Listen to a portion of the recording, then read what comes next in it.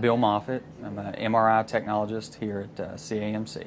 Physics and math, although there's not a lot of it, but there is some physics and math on the exams you have to take to be registered, as far as the how the machines operate, just how the equipment works.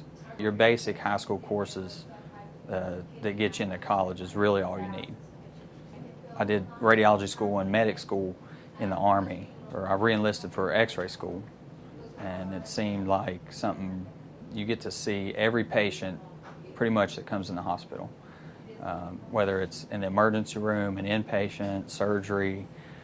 Pretty much everybody comes to medical imaging. Since we moved back here, because my wife and I are from West Virginia, so I went to UC. I was able to get a 4-year degree in 2 years.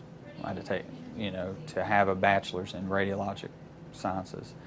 We have patients scheduled about every 30 minutes to an hour, depending on the length of their exam. So, you're going to come in, turn the scanner on, make sure that all the equipment's working.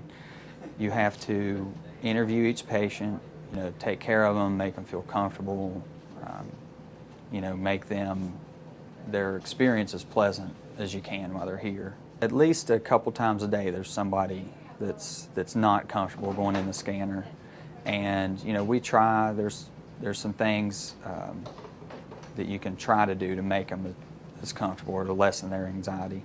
Radiology, you can go CT scans, you have ultrasound, MRI, nuclear medicine, and there's lots of different environments. If you like excitement and traumas and stuff, you could work at general. If you like, babies, there's women's and children's. When we do the brain scans for like a craniotomy, or if they're planning radiation therapy or something, there's a very specific protocol set up in the machine that will take the images that lets them pinpoint the exact place that they're going to go in for surgery.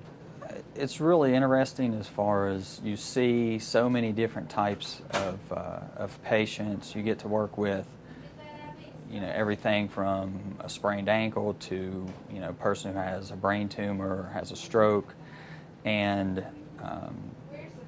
the stuff that we can see nowadays in medical imaging 10 or 15 years ago was impossible.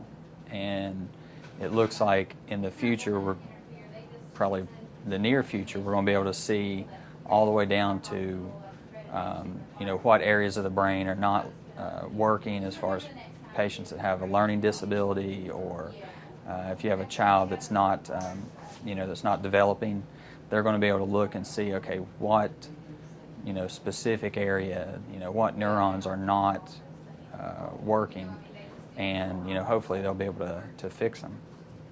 MRI, there's a lot of 3D imaging that we can do. It's MRI is probably more detailed pictures than CT, and especially when we look at patients' arteries, we can the heart with the 3D cardiac MRI now. You can basically, the radiologist can look at the heart from every possible angle.